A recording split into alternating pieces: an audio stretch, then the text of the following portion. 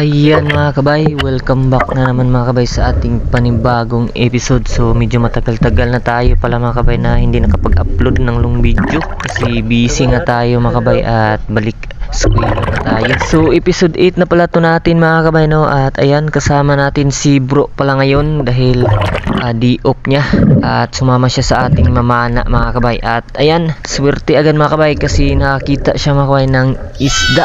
So napakalaki mga kabay na isdang sunugan. So swerte agad mga kabay at unang nakakita mga kabay ng isda ay si bro. So tinawag niya lang ako mga kabay kasi hindi siya sanad sa ating pana na tumira, kaya ako na lang yung pinapana niya mga kabay. At ayan, nahuli agad natin mga kabay ang napakalaking sunugan mga kabay. So masarap mga kabay sa tinula at paksiw mga kabay. Pwede na rin mga kabay sa ihaw. So shout out pala mga kabay no sa may-ari ng bangka mga kabay na si Tia Plicidad mga kabay, Putistad. So hiniram lang muna namin mga kabay yung bangka ni Tia mga kabay kasi nahibasan yung bangka namin at wala kaming masakyan.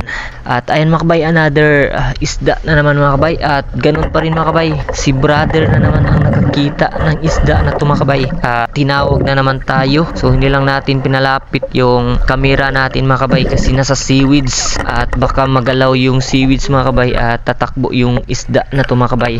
Buntogon mga kabay ang tawag sa isda na to sa amin mga kabay, si para siyang buntog mga kabay yung kulay niya. So para din siya mga kabay na parrot fish, pero iba to mga kabay sa parrot fish. So masarap mga kabay sa prito at paksiw na rin mga kabay. Madalas to talaga namin mga kabay na nakikita sa may mga seaweeds kasi camouflage lang siya mga kabay sa seaweeds para ding seaweeds yung ano niya, kulay.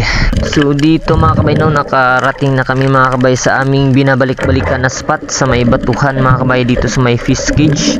At ayan mga kabay, nakailaw agad tayo mga kabay ng isdang aswang. So kawawang isdang aswang mga kabay na puruhan sa liig. So masarap mga kabay ito sa pangpaksiw at pirito. So ayan mga kabay, another huli pa. Kaya lang maliit pa mga kabay, isang pugita. So hindi lang muna natin pinana mga kabay, papalakihin muna natin. At ito mga kabay, another isda. Kaya lang mga kabay, napakalikot. So isa din to mga kabay sa isdang paasa. So di lang kay paasa mga kabay, kundi papaikot-ikutin ka pa nito mga kabay. Papaikot-ikutin ka at papahabol-habulon ka mga kabay dito sa maliit na bato na kanyang tinataguan. Kaya lang mga kabay, mukhang hindi sinerte mga kabay yung isdang daniw na to mga kabay dahil natamaan natin sa ulo mga kabay. Naswertihan mga kabay, tinira natin agad at swerte natamaan sa ulo. So para to mga kabay na isdang hito, kaya lang mas masarap to sa isdang hito mga kabay at wala tong amoy. So yun nga mga kabay ang tawag dito sa amin, daniw. So napakasarap nito mga kabay sa lahat ng luto, paksiw man, pirito or tinula, pwede din to mga kabay. Pero mag-ingat lang tayo mga kabay kasi kagaya din ng isdang hito mga kabay, napakasakit din yan mga kabay pag nakatusok sa atin. At ayan mga kabay, another huli pa.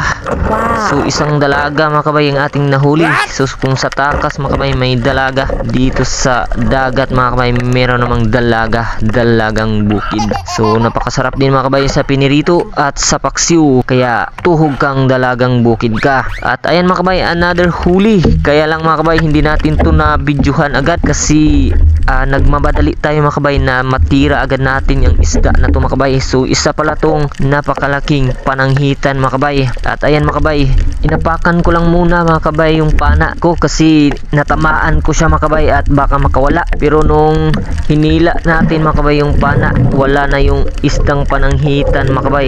Kaya nanghinayang talaga ako dito mga kabay. Pero swerte pa rin mga kabay kasi pagtawag ko mga kabay kay brother at pinalibutan namin yung bato, nasa lubong niya mga kabay yung patakas na pananghitan. At takot na takot pa mga kabay si bro dito mga kabay, baka kasi kagatin siya mga kabay kasi alam naman natin mga kabay ang isda na to mga kabay, napakatapang nito mga kabay, lalo na kung nanganganib na yung buhay niya. Pero swerte pa rin mga kabay kasi natamaan pa rin natin sa ikalawang pana natin. Kaya ayan, sinigurado ko na mga kabay na mahuli to kasi napakalaking pananghitan na to mga kabay. Mas malaki pa to mga kabay sa una nating nahuli. So para sigurado tayo dito mga kabay, tutuhugin pa natin mga kabay sa ating pana or sa ating sapang na pagpugita. Nagpapaikot-ikot pa siya mga kabay para makawala lang siya mga kabay sa ating pana. Pero diswerte mga kabay kasi dalawang panusok na yung tinira natin. At ayan, sureball na mga kabay ang napakasarap at napakalaking ulam mga kabay na pananghitan. So ayan mga kabay, hindi na yan makakawala mga kabay, siniguro na natin yan.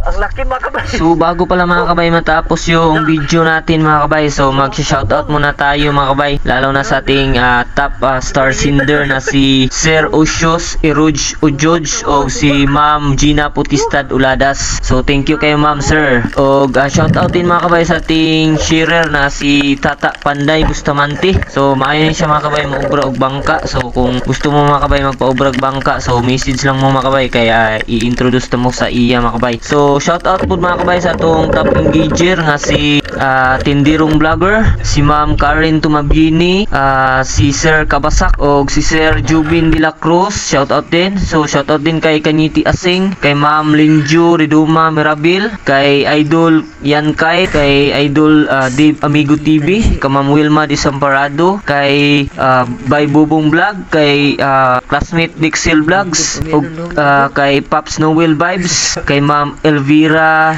Dilabanda, kay Migo Melgar Dudes, ka Ma'am Arlene Casinilio, kabay RG Sabruso, ka Ma'am Gloria Putistad Makalalad, og sa ako ang family sa Lili mga kabay sa Star Apple, og sa family Montebor mga kabay sa Kulo. So mao na ni tanan mga kabay ang among kuha. So naa mi kasag, limasag og ang atong kuha mga kabay na pananghitan, buntugon, daniw og ang uban pa nato nga napana mga kabay. So daghang kayong salamat mga kabay sa inyong paglantaw mga kabay no, og sa always niyo pag-support sa atong vlog, og lihok niya tanin mga kabay, share sa atong video mga kabay, like og follow na po mga kabay kung wala pa mo ka-follow sa atong FB og sa atong FB page o YouTube channel nga Kabay TV. So daghang kayong salamat mga kabay, og God bless sa inyong tanan mga kabay.